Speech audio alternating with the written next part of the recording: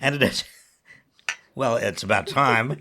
This is the Saturday Coffee Klatch with Heather Lofthouse and yours truly, Robert Reich. Heather, how are you doing? 2.5 weeks You're so. after This the is how we have election. to start. Well, I Thank you for asking. I ask people because I'm concerned. We're all going through something. I know. I'm okay. I mean, the ups and downs. I can have an up in the same minute. I have an up and a down Yeah. that feels high and that feels low. But I do a thing which I think is survival and or denial and or smart of trying to find wins and glimpses of hope and things like that. So I pick a few for the week, like the fact that some seats were flipped in California, and for the first time ever, we have over 50% of the legislature is women for the first time ever. That's a win. Wonderful. I California. know. Well, let's before we get to California, before we get to women, and I want to talk about all of that. Yeah. What are we going to do today? What else are we going to Well, talk about? I know what we're going to do. We're going to have to talk about Trump's appointments, obviously, lots to discuss there. And then Elon Musk, we have to talk about him, one of the appointments. And then what are the Dems doing and what should they be doing? And then I have a secret clip for you. Oh, dear. You hate to love it or love to hate it. Well, look at in terms of the appointments. I mean, Gates is out. The gates Yes. of hell. The interesting thing to me is that Donald Trump comes in, roaring in 2.5 weeks ago, without no constraints at all. I mean, there's a Republican Congress, Republican control over both chambers of Congress. He's got a Supreme Court that is supine, that's willing to do anything for him. He doesn't have to face another election, not because he's going to fix it. Well, maybe he will, but because he's already won. So there's no constraint on Donald Trump, and yet he doesn't get his appointment. I mean, Gates is out for, one of the most important jobs there, Attorney General. So what do we make of this? Well, I mean, there are various theories, right? So one is he's the sacrificial lamb, right? So Yes. he picked someone who wouldn't get through on purpose. What do you think about that one? I think there's something to that. You mean, in other words, sacrificial lamb, he's kind of the fall guy.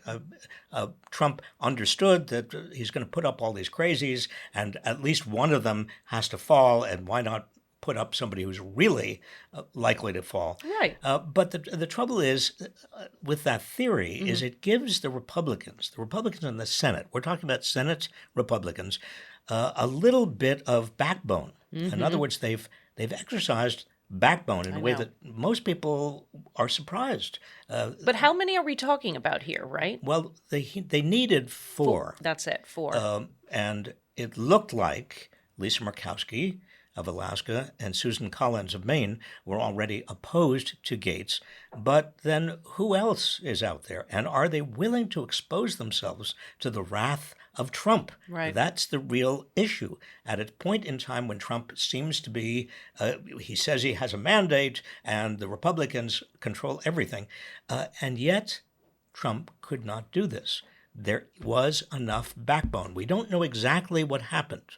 It'll be very interesting to know who said what to whom. Yeah. But it's pretty clear that the Republican leadership in the Senate, or the potential Republican leadership, John Thune, said to somebody in the Trump potential White House, this is not going to fly. Right.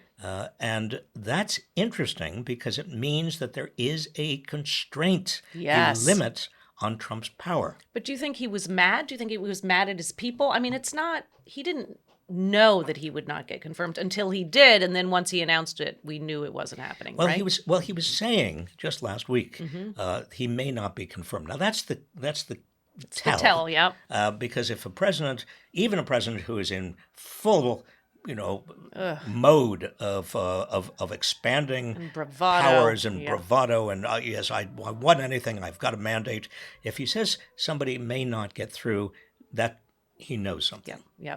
So Gates was in trouble. And it's pretty clear that Gates was in trouble because not just the Senate and the House Ethics Committee, but also because the Attorney General's office, the Justice Department, and also the FBI, there were a lot of players that had a lot of information about Gates. and about Being a Gates's sexual predator. not only is it being a sexual predator, but also being a sexual predator on a child, somebody who is legally a child, and also allegations of having drug infested orgies and paying women, not just one, but a bunch of women for sex. You cannot get an attorney general through, but also you don't want this to be a circus, a carnival. And it was heading in the direction of a carnival very fast. So he's out. I was relieved. That was a good moment of the week. And then Pam Bondi Immediately. is in. Yep. But this is another tell how quickly Pam Bondi Right. becomes the Attorney General nominee. Pam Bondi she's a Trumper. She is established as Attorney General of Florida. She did whatever Trump wanted. She didn't seek any kind of constraint or any kind of remedy for allegations of fraud. Also, she's been around, right? She led chants that said lock her up for In 2016, Hillary Clinton. that's right. She was one of those That is Trumpers. 8 years lock ago. her up. She's been around for a long time, and she has established herself as a Trump, not just loyalist, but a subservient to Trump. And I want to make that distinction. Yes. Because presidents like loyalists. You want people who are going to be loyal to you, but Trump wants people who are going to be subservient, who are not going to do anything Right. to question his authority or his judgment. And Pam Bondi looks like she's one of those people. I know. And she helped him during one of his impeachments, right? She's been there, and she's been his attorney. Now, Yep. the question that I hope is going to be asked, assuming that there is a confirmation hearing, is whether she knows the difference between Donald Trump as her client and the United States as her client. There it is. I mean, the Attorney General, and this is, we learned this the hard way with Richard Nixon and his Attorney General. The Attorney General is not the president's own lawyer. Right. The Attorney General is the country's lawyer, the nation's lawyer. I don't think any of these people are going to realize that. Well, I mean, I'm sure they'll answer, yes, of course. But this is the difference between loyalty and subservience. Right. This is why we have to make sure that these people understand they have an ultimate loyalty and responsibility to you, to me, to all of us. Of course. Well, That's you what say, Kamala, of course. I know, but that's what Kamala Harris kept saying during her campaign. I will be for all of you, But when it comes to the Attorney General, the question is, when Trump says, I want you to go after such and such, Nancy Pelosi or somebody else, the Attorney General has got to say, no, that is not in the interest of the United States. I would be amazed if Pam Bondi said that. No, she won't. But the difference between someone who's loyal and someone who's subservient. So I feel like you can have a loyal person who completely has your back, but will look you in the eye and say, I got to be honest about this one. This isn't a great idea, or this is not going to be in your best interest. And I don't think any of these people, including because of Trump's narcissism, they are just going to be like my dog, Maggie, when she rolls over. I mean, she is so subservient. Has Trump asked Maggie to Yes, be she is so brave. She declined. She's declined. the one, yeah. And I'm so proud of her for standing her ground. Well, I mean, yes. But- And this is true of any cabinet officer. You've got to say, this is not good for the country, Mr. President, this is not good for you. But even if it's good for you, if it's not good for the country, you should not be doing this. But no one's going to say any of those things, right? Because it's subservience and being terrified of a narcissist and falling in line. Well, and this you can't is the critique. danger, and it's the danger particularly with the Justice Department and the State Department and the Defense Department. These are the three big ones, and we could talk about National Intelligence Director as well, where you really do have to be able to stand up to the president and say, no, that's not in the interest of the country. Right. So we saw the bounds of his power one time, so that was great. Do we think anyone else? I mean, RFK Jr. is going to be hard to get through. Tulsi Gabbard. I mean, do we think is everyone else a shoo-in? There are differences. I mean, RFK Jr. I think the pharmaceutical industry is already organizing, and big pharma Oh, is very very powerful. big. And there are a lot of Republicans who have taken a lot of money from big pharma. But in terms of any other organized opposition to RFK, there are a lot of people out there, members of the public, that know he's a crackpot, Yeah. in terms of vaccines and so on. But I don't see that much organized resistance. It's going to be close. With regard to Tulsi Gabbard and the director of national intelligence, I think the Republicans are going to balk to some extent, because she's been basically mouthing exactly what Putin has been saying over and over again, particularly with regard to Ukraine. And there are some hawks still in the Republican Party and still in the Senate, and those hawks are going to be very worried. I know. In terms of what's happening in Ukraine, it's interesting to be watching it all right now.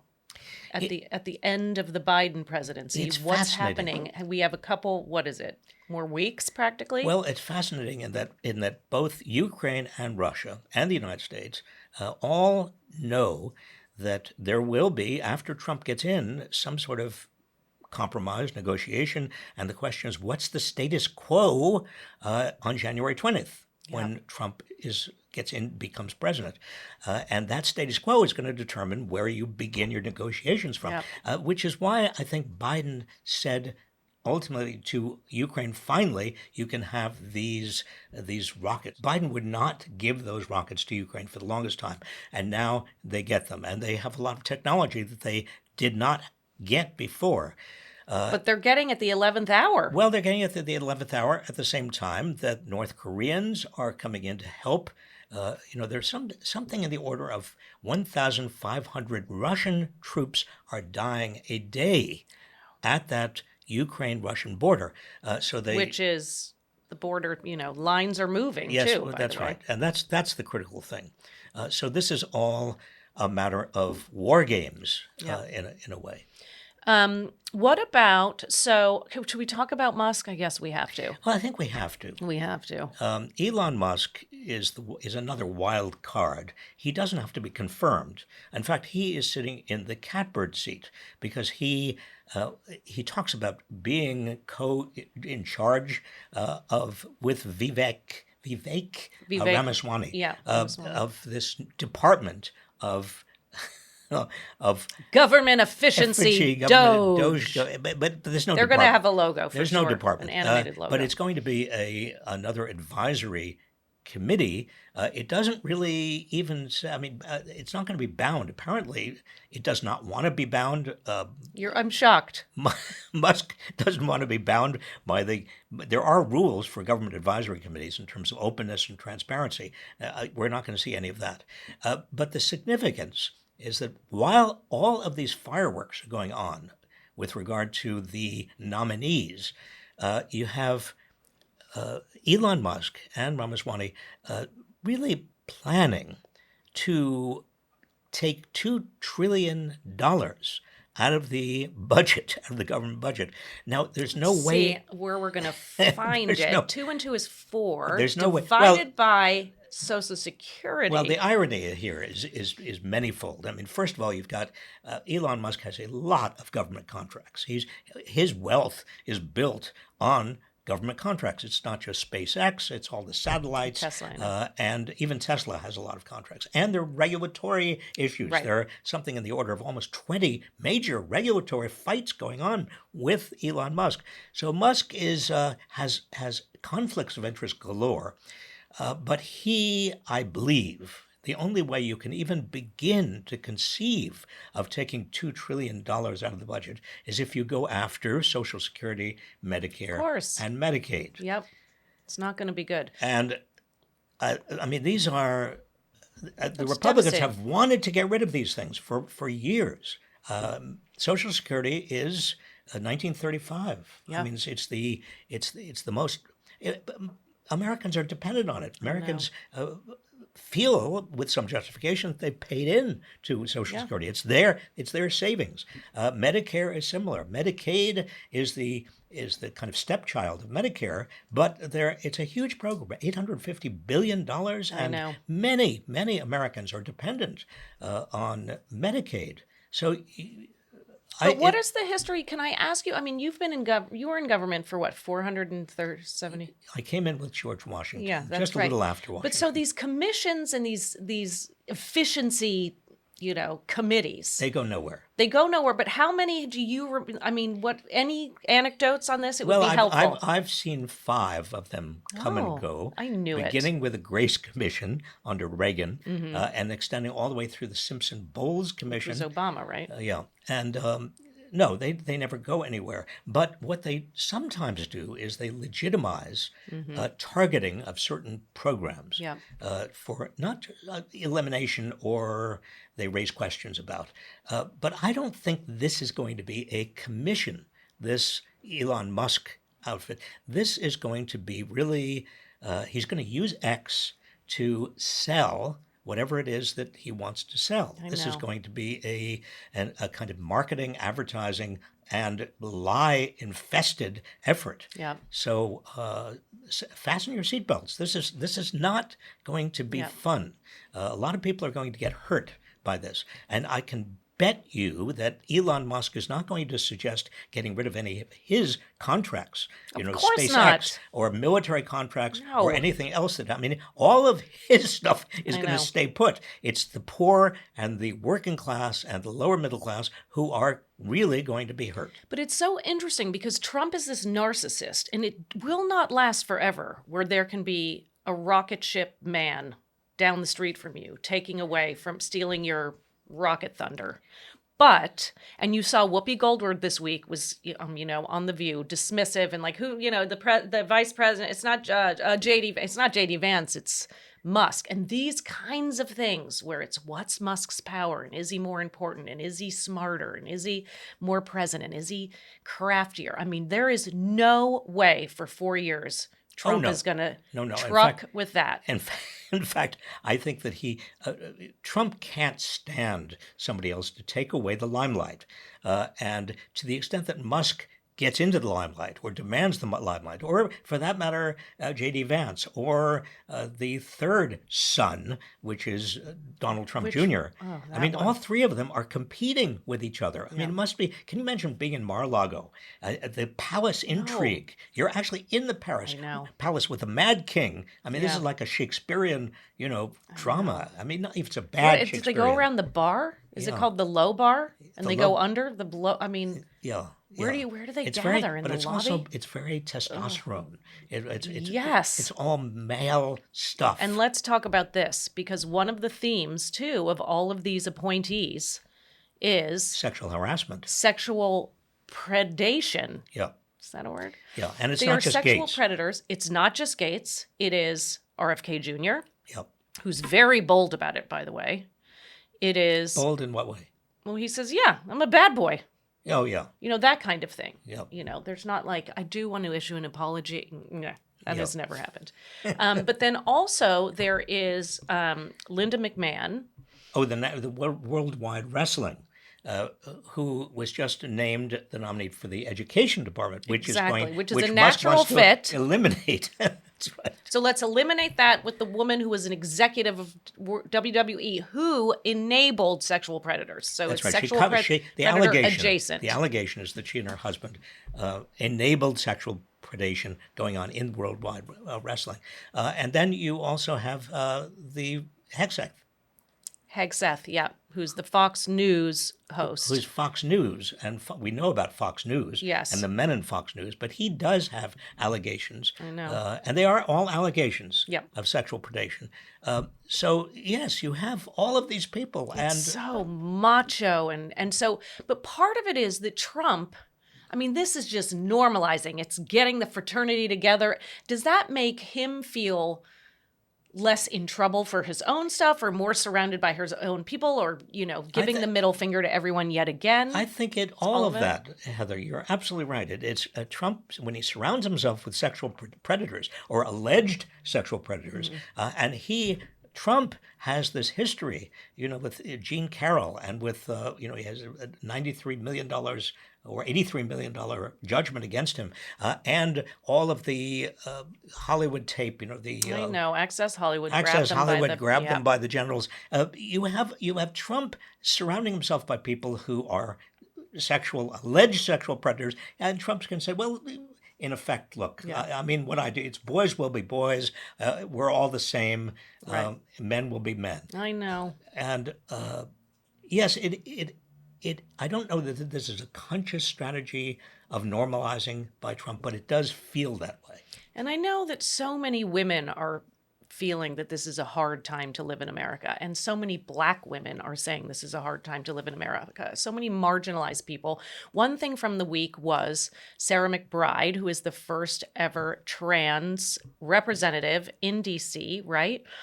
And the bathroom gate, or whatever we want to call it, it's happened on Trans Remembrance Day. Speaker Johnson announces the latest on the bathrooms. And Representative McBride put out a post that said, I'm not worried about the bathrooms. I'm worried about people. I'm worried about the people in Delaware, which is where I am representing. And I'm worried about people getting money and being able to live and work and have the best lives they can. Well, kudos to her for putting the spotlight back on what she is supposed to be doing and what she does think that is her responsibility.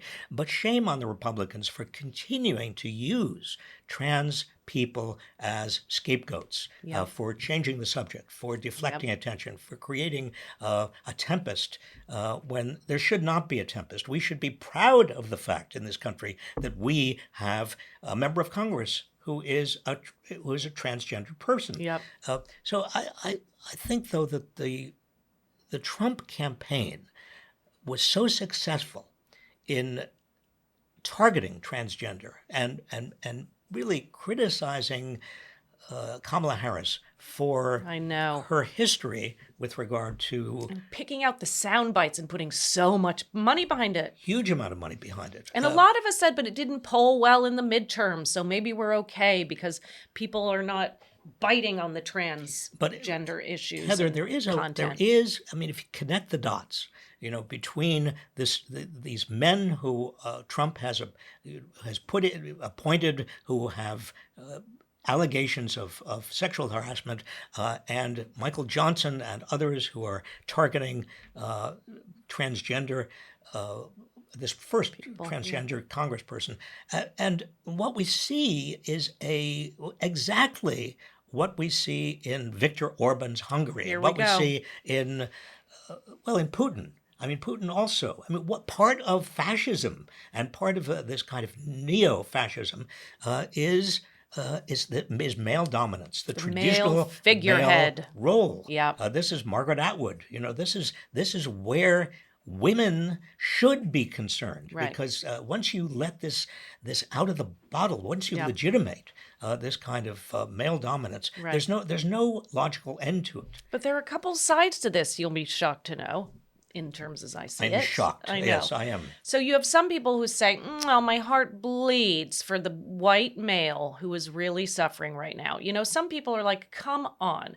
And then other people say, let's look at income inequality and how people are living in the world and what they are experiencing. If that caused someone to vote for Trump, then we need to look at that. Or if it's causing someone to be unhappy. Well, look, we have to draw a distinction between an explanation and a justification. Yes.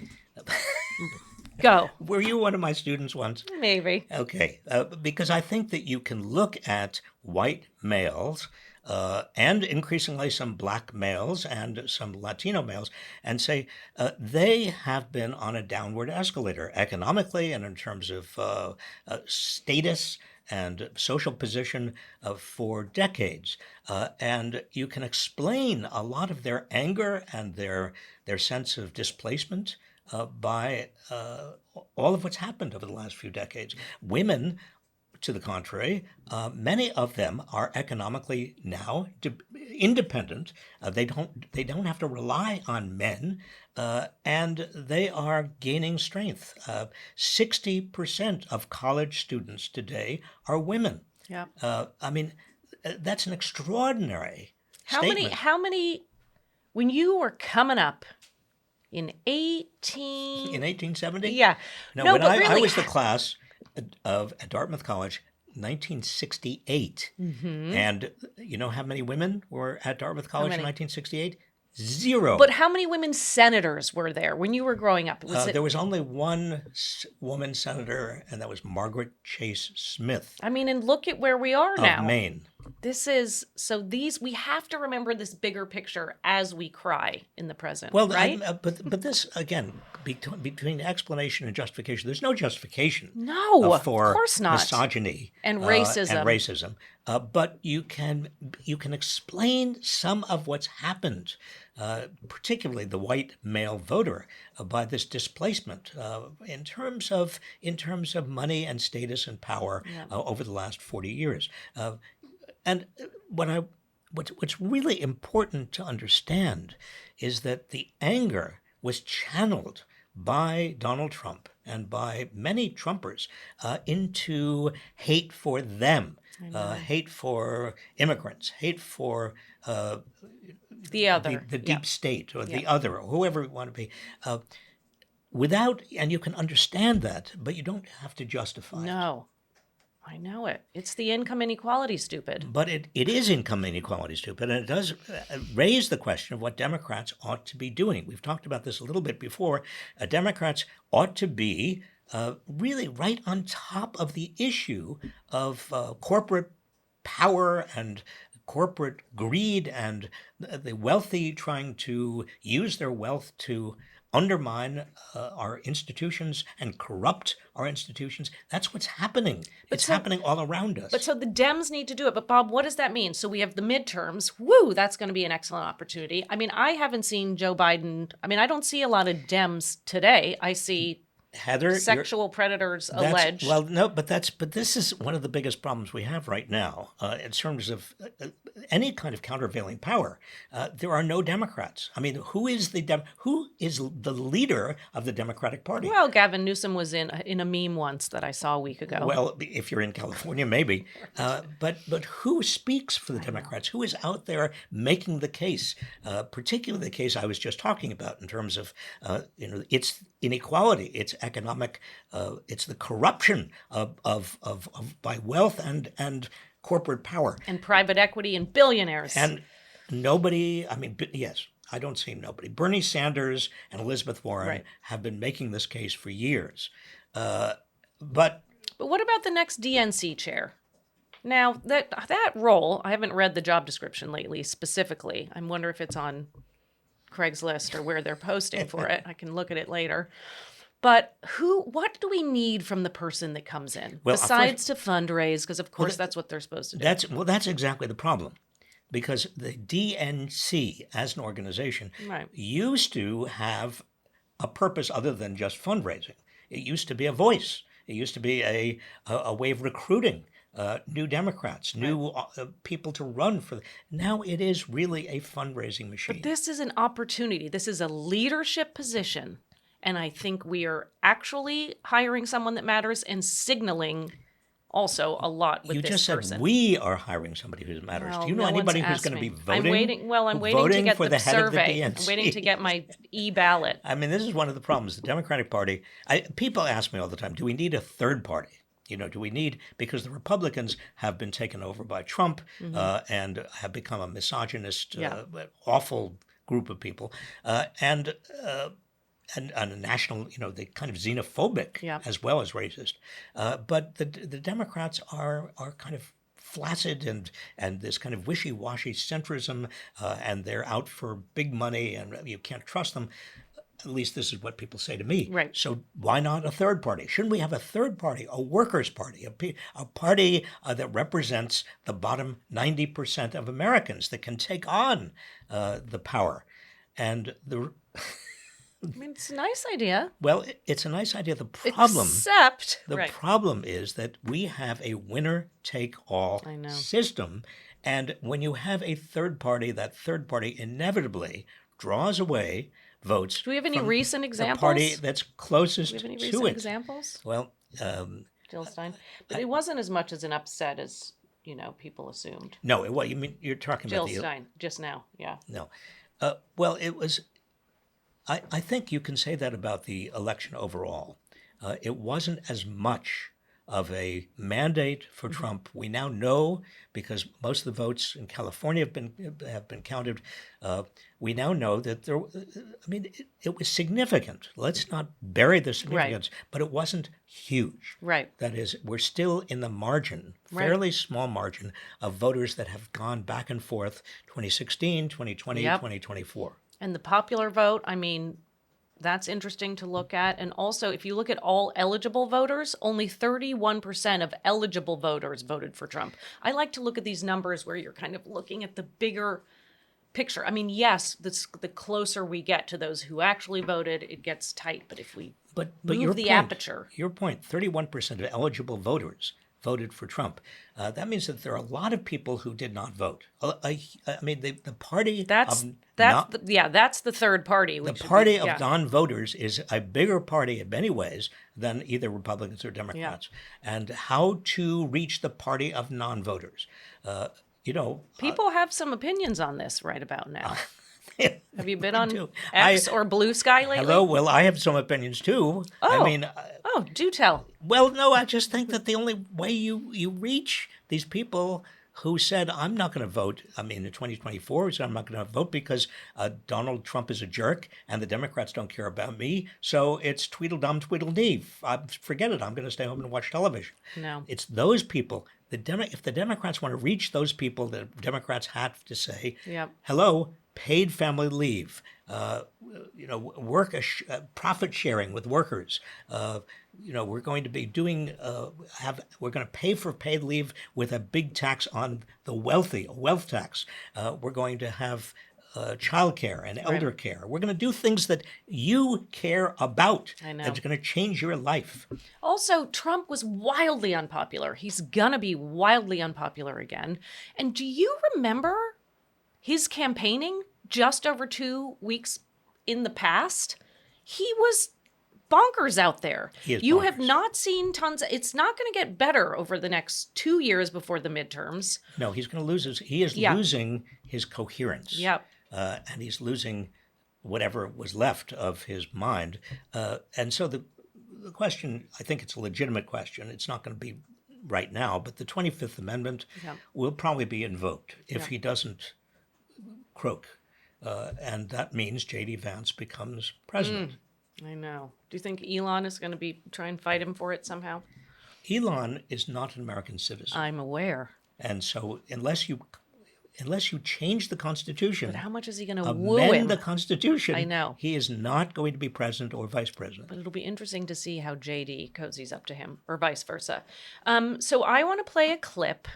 I'm No. sorry. Oh, no. But am I that sorry? No, let's do it. Oh, no. But so let's think how quick that these people have been appointed, right? I mean, in 10 days, not appointed, forgive me, have been nominated or have been Very called fast. upon. Yeah. I mean, so fast. And so, but we have to wait until at least January 20, when Trump is sworn in, right, for him to do things. But there was a cabinet announcement about you. Do you remember? It was December 11th. 1992. Yes. Can we watch the clip and see it, please? Okay. It'll give me joy. It'll give us joy. Well, modesty aside, I've assumed for months that I was on Bill Clinton's short list. You can step up on that. There is a step. Oh, there is a step here. Let's see. Donna, you were on the short list too. Seriously, I'm deeply honored that President-elect Clinton has chosen me to be Secretary of Labor.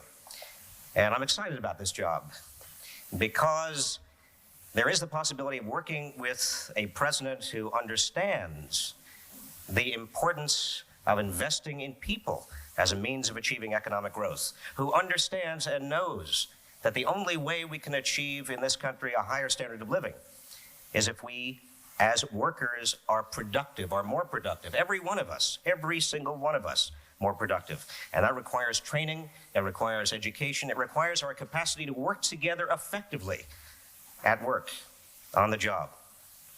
Bill Clinton is dedicated to ensuring that the American workforce is second to none. And I am proud to be a member of his team.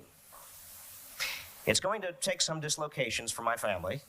My wife, Claire, and also my two boys, Adam and Sam, two young boys.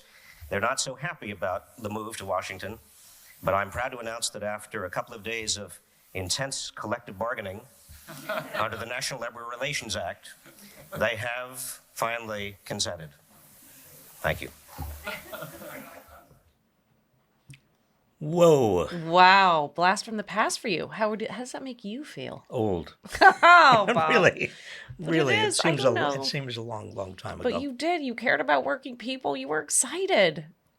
I was excited. Well, there's a rush. I mean, at the start of administration, I can't even imagine what it is in Mar-a-Lago.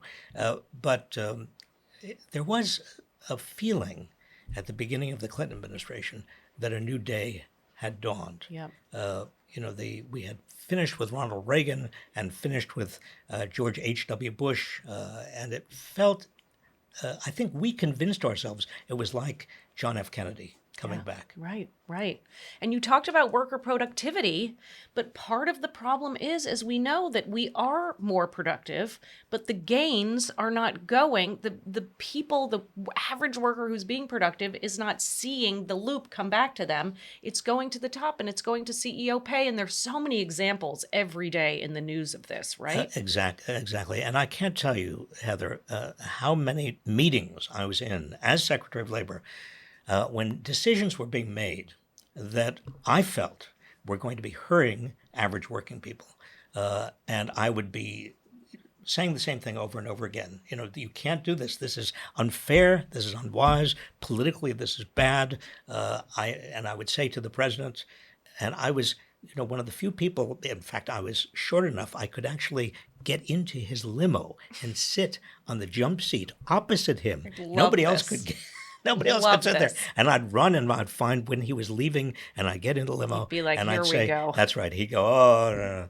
And I'd say, and I'd call him Bill just when we were together because I knew him.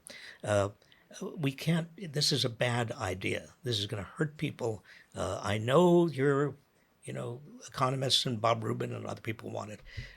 And sometimes I won, but too many times I lost. Right. But you said something. Those conversations aren't going to be happening.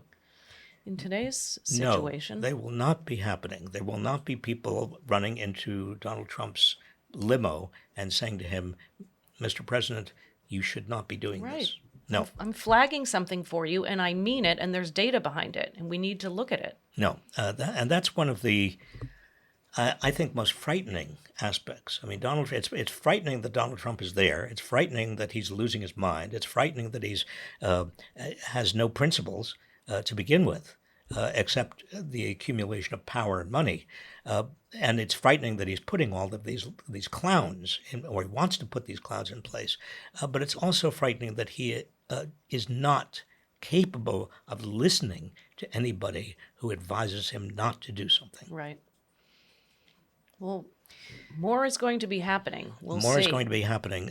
But on that upbeat note, I wish we could be more positive. I can't be right now. I know. I really can't be. And I understand, a lot of you also, it feels, what's it, 2.5 weeks? 2.5 weeks. That's all it's been. But please have the courage of your conviction. Don't despair. We will eventually succeed. Don't give up hope. And we'll see you next week.